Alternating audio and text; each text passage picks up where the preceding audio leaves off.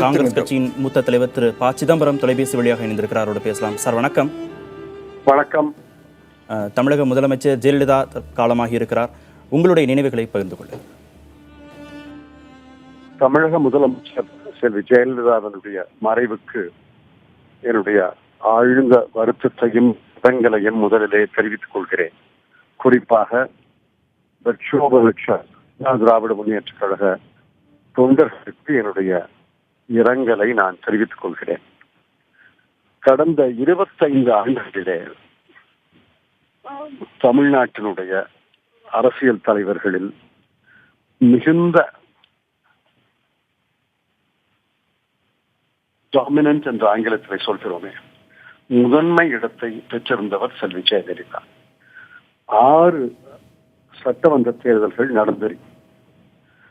1991 தொடங்கி அதிலே 4 முறை செல்வி ஜெயலலிதா வெற்றி பெற்றிருக்கிறார். அதுவே அவருடைய முதன்மை அந்தஸ்தை நிரூபிக்கிறது. அவர் கட்சியினுடைய தலைவராக பொறுப்பேற்ற போது அண்ணா திராவிட முன்னேற்ற கழகம் பிளவுபட்டிருந்தது என்பதை நான் நினைவு கூற விரும்புகிறேன்.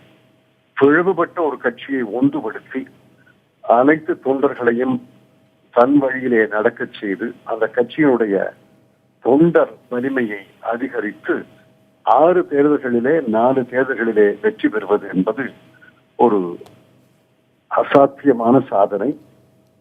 அதுதான் அவருக்கு அந்த முதல் இடத்தை பெற்றுத் தந்தார்.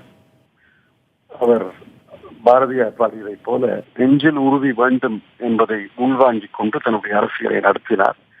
கடைசி வரை அவருடைய நெஞ்சுறுதிதான் அவருடைய குணங்களிலே எனக்கு மிக பிடித்த, நான் மிகவும் மதித்த குணம் என்று சொல்ல விரும்புகிறேன். எல்லோரும் குறிப்பிட்டு சொல்லக்கூடிய ஒரு விஷயம், ஆணாதிக்க அரசியல ஒரு பெண்ணாக நுழைந்து வெற்றி பெற்றவர், சாதித்து காட்டியவர் அப்படின்னு சொல்றாங்க. அந்த விஷயத்துல உங்களுடைய பார்வை என்ன? அது மறுக்க முடியாத உண்மை. அவர் கட்சி தலைவராக பொறுப்பேற்க முனைந்த போது அவரை பல ஆண் அரசியல்வாதிகள் கடுமையாக எதிர்த்தார்கள். கட்சியினுடைய தலைமை அவருடைய கரங்களுக்கு வந்த பிறகும் கூட அவருக்கு நெருக்கமாக இருந்த சில ஆண் அரசியல் தலைவர்கள் அவருக்கு எதிராக முயற்சிகளை செய்தார்கள். அனைத்து முயற்சிகளையும் முறியடித்து கட்சியை முழுமையாக தன்னுடைய பிடிக்குள்ளே கொண்டு வந்தவர் செல்வி ஜெயலலிதா. அது மட்டுமல்ல, தேர்தலிலே வெற்றி பெற்றிருக்கிறார். நான் சொல்றதை போல சட்டமன்ற தேர்தல்களிலே வெற்றி பெற்றிருக்கிறார், நாடாளுமன்ற தேர்தலிலே வெற்றி பெற்றிருக்கிறார். இவையெல்லாம் இந்தியாவில் சாதாரணமாக ஒரு பெண்ணால் செய்ய முடியும் என்று யாரும் நம்பியிருக்க முடியாது.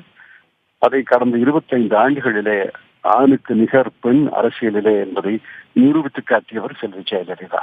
அதை பாராட்ட வேண்டும், மதிக்க வேண்டும்.